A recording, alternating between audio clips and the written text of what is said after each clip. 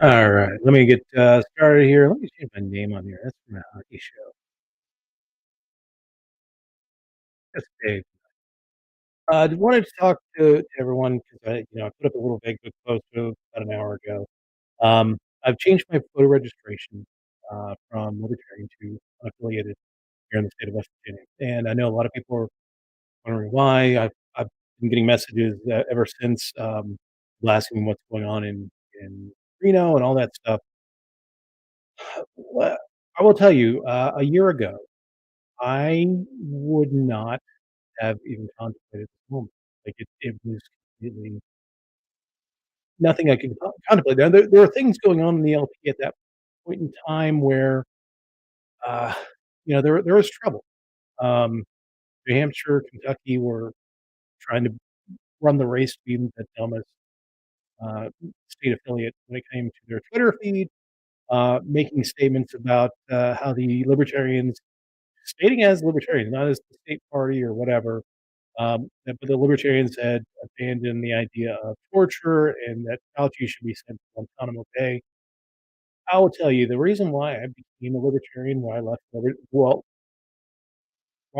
the Republican Party back in the mid 2000s was torture. That was a bridge too far. I was also very tired of their promises of limited government, which they never seemed to come through with. All the despite all the promises. Um, so I left the Republican Party, was a free agent for several years, and then I became a libertarian in 2012, August 31st of 2012. So um, a year ago, I was on the Libertarian National Committee. I was Region 5 alternate. Things were going very well. Joe Bishop Benjamin was running the party very well. Our budget was amazing. We were raising lots of money, but we were having problems because certain states were doing dumb things.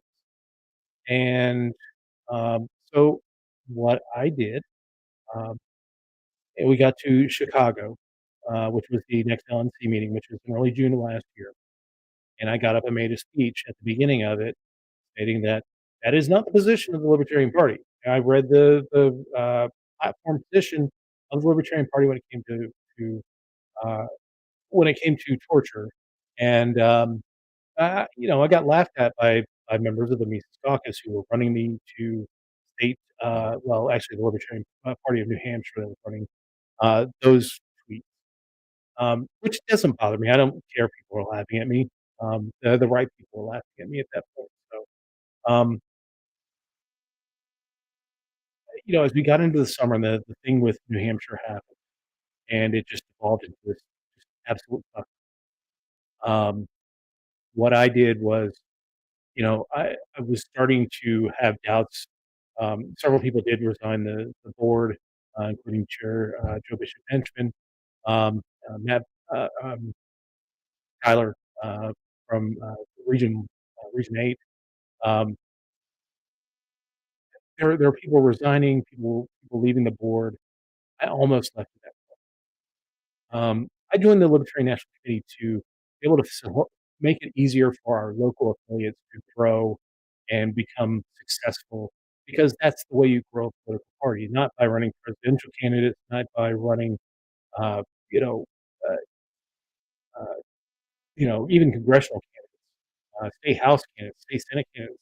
Really, that's not where you're going to do it. You're going to start building your party by growing, by uh, winning elections locally and showing people, hey, this is the libertarian solution to these local issues that you have. And then they build trust within you so that when you decide to ask for their vote for state house, state senate, they say, oh, yeah, well, you've solved problems that I have here locally. You're going to do a good job at the state level. And then when you come to them for your vote for their vote for Congress, you say, "Well, you did a great job at the state level solving problems. You should be my Congress." Not the top down. Now, I understand that there are reasons why we run candidates nationally and statewide, generally ballot access issues. Um, but our success needs to be built from the ground up, and that's what I joined the Libertarian Party, Libertarian National Committee to do. I was proud of my service on the affiliate support committee, getting affiliate of Fox going under Chairman Valerie Starwark. She was a phenomenal chairperson person. She actually raised, you know, multiple thousands of dollars just for that program alone, funded it fully. Um, she's an amazing leader, and I was proud of my service with that, but then it became just a shit show, and so I decided in October to leave the Libertarian National Committee and cut back on my commitments to the Libertarian Party. I was still vice chair of the, Libertarian Party of the Eastern Panhandle, past vice chair of the or past chair of the state party. I really haven't done a whole lot with the state party the last few months. Uh, been focusing more on my efforts, local. Um, but the problems that were starting to really, really, really fester, a year ago, and they've been festering for a long time. I'm not gonna say that they haven't, but the problems that have been festering for a long time, uh, have really hit at my real desire to, do this via electoral politics. Um, I think I'm going to be much better going at trying to set the world free or get some issues, where we're set free, in our lifetime, uh, on the local level and on the issue level rather than trying to go through a party and getting elected and doing things like that. So, um, it's been building. I resigned in October. Um, I've been to a few conventions, particularly the Pennsylvania convention, where it almost evolved into a physical fight on the floor over just stupid shit. This is not a professional political party, and to an extent, I understand that that's what makes us unique and what makes us good. We're not those guys. We're the places where we're not a professional political party is exactly like those guys, and I can't sign my name on to that. And what's gonna happen nationally now that one of the things that you have to be able to do as a, libertarian, when you go to convention especially, have the ability to read the room. I read the room today. It's not gonna be good. We're gonna see a sweep of the Mises Caucus candidates, and congratulations to them. They put enough people into place to be able to do this.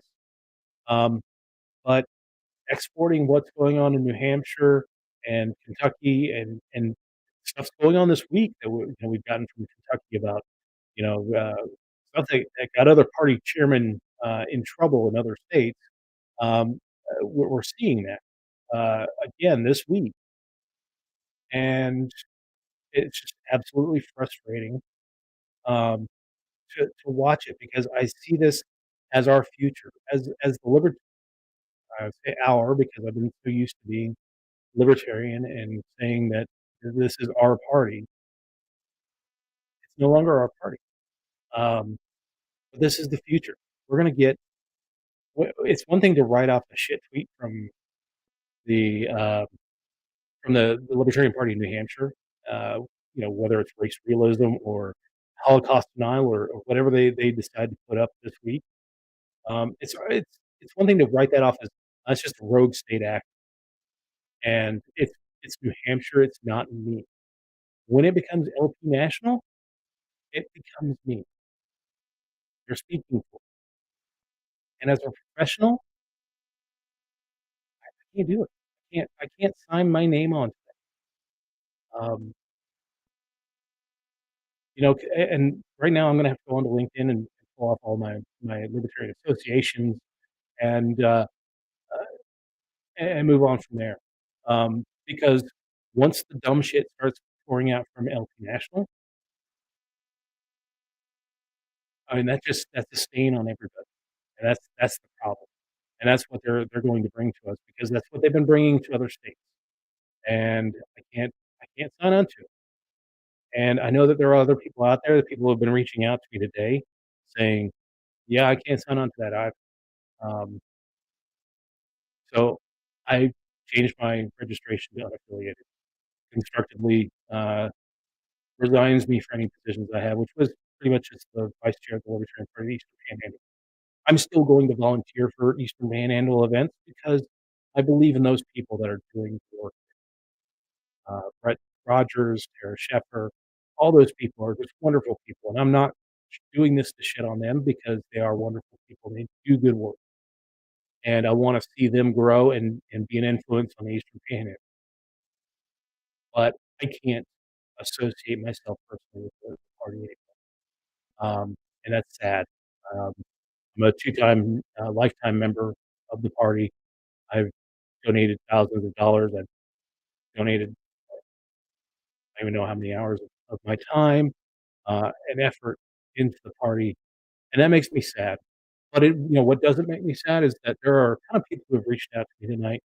There are a ton of people who have said, "Hey, Dave, I hear what happened. I'm sad for you. How can I help you? What's going on?" Um, and those people are the people that I love and cherish, and that are going to remain my friends long beyond this. Partisan registration shouldn't determine your friendship, and anybody who wants to maintain a friendship with me is more than welcome. This is also not an indictment of the people of the Libertarian Party of the West Virginia, even though they do align with Mises Caucus. They haven't done any of the dumb shit, and they are really trying to actually do the things that a political party should do, which is run local candidates and get elected to local office. Um, I have nothing but good things to say about them. I don't approve of the group that they're hanging with, but as long as as long as they continue to do the good things, the good work that a political party should do, I'm not going to speak out against. So, Will Hyman, Carl Klinich, the Klinich family is just wonderful people, um, and I don't think they're necessarily associated with the Mises Caucus, but um, Will Hyman, Taylor Richmond, Joel Davis, all those guys are phenomenal. So, again, this is not either a state or local issue. This is a national issue. And again, as someone who's been on the national board and someone who is in a professional environment, I can't associate with what I am seeing is coming down the pike for this. Um, but again, for all those people who I've friended and talked to and who seek my advice from time to time, continue to do that.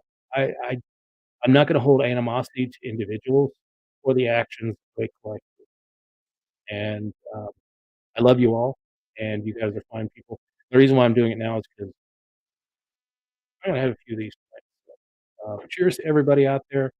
Cheers to the folks that are in Reno still giving the fight. Um, don't give into the violence. Don't give into the stupidity. Don't give into the uh, provocation. Oh, actually, let me see what we got here. Oh, Illinois is without a region. Why didn't you guys sign with Region 7? I got a bunch of interesting Spanish. Oh, here we go. It's hard for you, but is there any chance you would come back? It's hard. I'm not gonna say never because, I mean, hell, a year ago, I wasn't thinking I was ever going to leave. Um, why should I change? They're the ones who suck.